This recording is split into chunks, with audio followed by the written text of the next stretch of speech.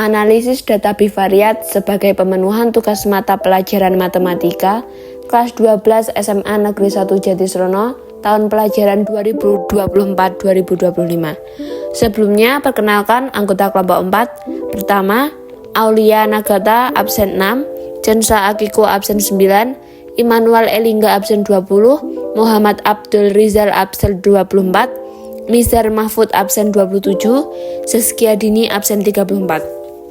Materi yang akan disampaikan: 1. Pengertian data bivariat dan diagram scatter.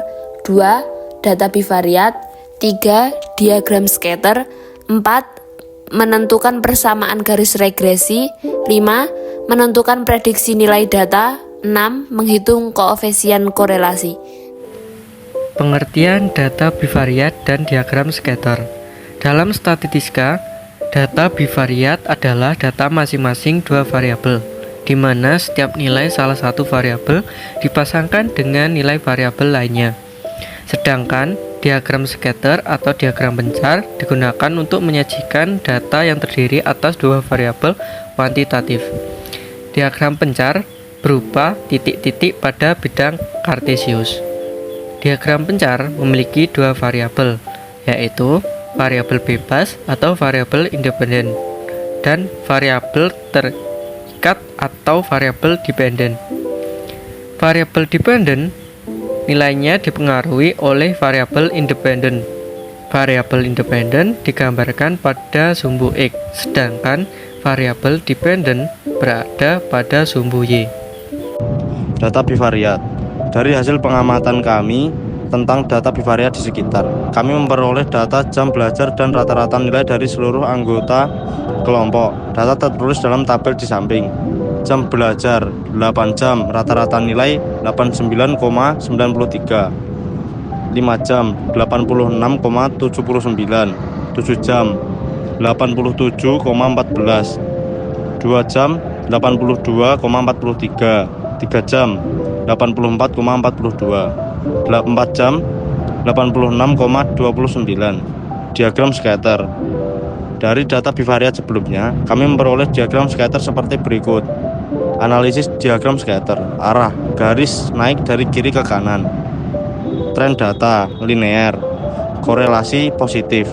Interpretasi: semakin lama jam belajar, maka semakin tinggi rata-rata nilai. Menentukan persamaan garis regresi. Kita bisa membuat tabel terlebih dahulu seperti ini untuk menentukan jumlah N, jumlah X, jumlah Y, jumlah XY, dan jumlah X kuadrat. Dan diperoleh jumlah X sama dengan 29, jumlah Y sama dengan 517, jumlah XY sama dengan 2526,65, jumlah X kuadrat sama dengan 167, jumlah N sama dengan 6, jumlah X dikuadratkan sama dengan 29 kuadrat sama dengan 841. Selanjutnya, kita akan mencari garis regresinya dengan langkah-langkah sebagai berikut. Langkah pertama, persamaan regresi sama dengan Y topi sama dengan A plus BX. Variabel bebas sama dengan X sama dengan jam belajar. Variabel terikat sama dengan Y sama dengan rata-rata nilai. Langkah yang kedua, B sama dengan N dikali jumlah XY dikurangi jumlah X dikali jumlah Y dibagi N dikali jumlah X kuadrat dikurangi jumlah X dikuadratkan. B sama dengan 6 dikali 2526,65 dikurangi 29 dikali 517 dibagi 6 dikali 167 dikurangi 841. B sama dengan 15.159,9 dikurangi 14.993 dibagi 1002 dikurangi 841. B sama dengan 166,9 dibagi 161. B sama dengan 1,04.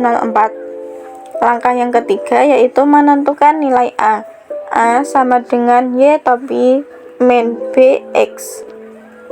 X sama dengan jumlah X per N sama dengan 29,6 sama dengan 4,83. Y topi sama dengan jumlah Y per N sama dengan 517 dibagi 6 sama dengan 86,17.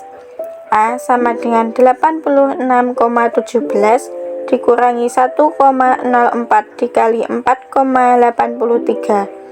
A sama dengan 86,17 dikurangi 5,02. A sama dengan 81,15. Yang langkah keempat, substitusi.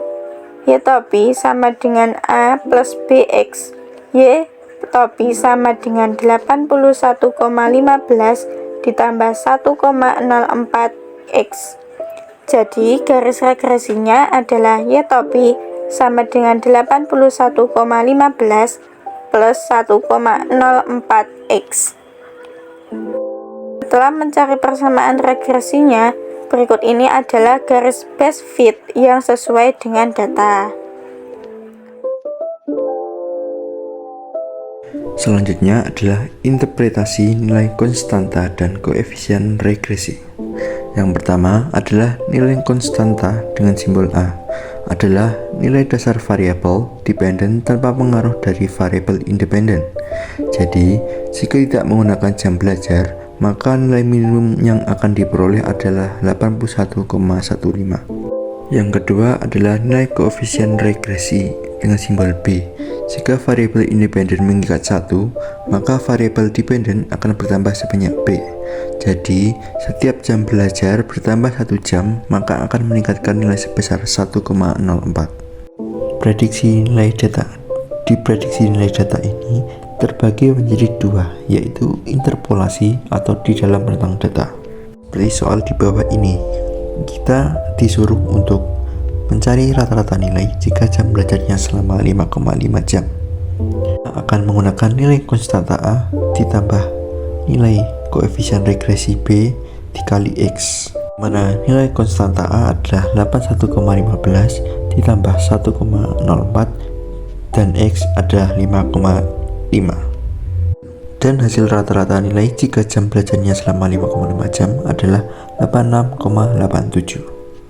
Dan yang kedua adalah ekstrapolasi atau di luar rentang data. Hampir sama seperti interpolasi tadi, kita menggunakan nilai konstanta A dan nilai koefisien regresi B, di mana 81,15 tambah 1,04 dikali 12, yang hasilnya adalah 93,63. Selanjutnya kita akan menentukan nilai koefisien korelasi dengan menggunakan metode Pearson. Nilai koefisien korelasi atau R dapat menggunakan rumus R sama dengan N dikali sigma XY dikurangi sigma X dikali sigma Y dibagi dengan akar N dikali sigma X kuadrat dikurangi sigma X dikuadratkan dikalikan dengan akar N dikali sigma Y kuadrat dikurangi sigma Y dikuadratkan, sehingga R sama dengan 6 dikali 2526,65 dikurangi 29 dikali 517 dibagi dengan akar 6 dikali 167 dikurangi 841 dikalikan dengan akar 6 dikali 44.580,694 dikurangi 267.289.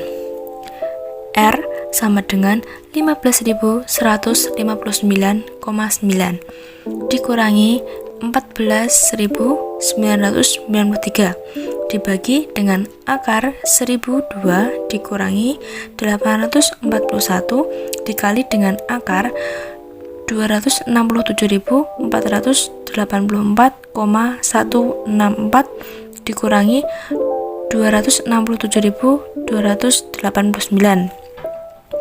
R sama dengan 166,9 dibagi akar 161 dikali akar 195,164.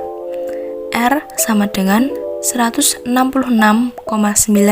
dibagi 12,69 dikali 13,97.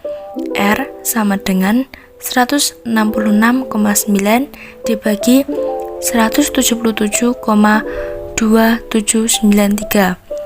R sama dengan 0,94.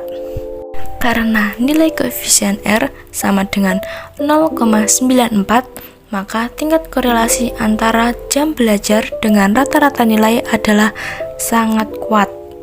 Kita akan menentukan nilai koefisien determinasi dengan rumus R kuadrat dikali dengan 100% sama dengan 0,94 kuadrat dikali 100% sama dengan 0,88 dikali 100% sama dengan 88%. Jadi nilai koefisien determinasi dapat kita temukan yaitu 88%.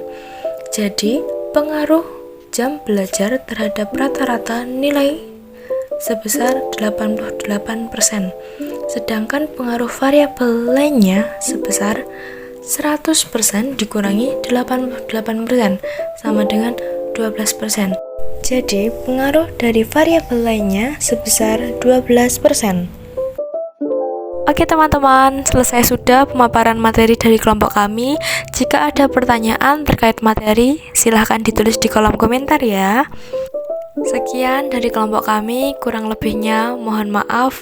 Terima kasih.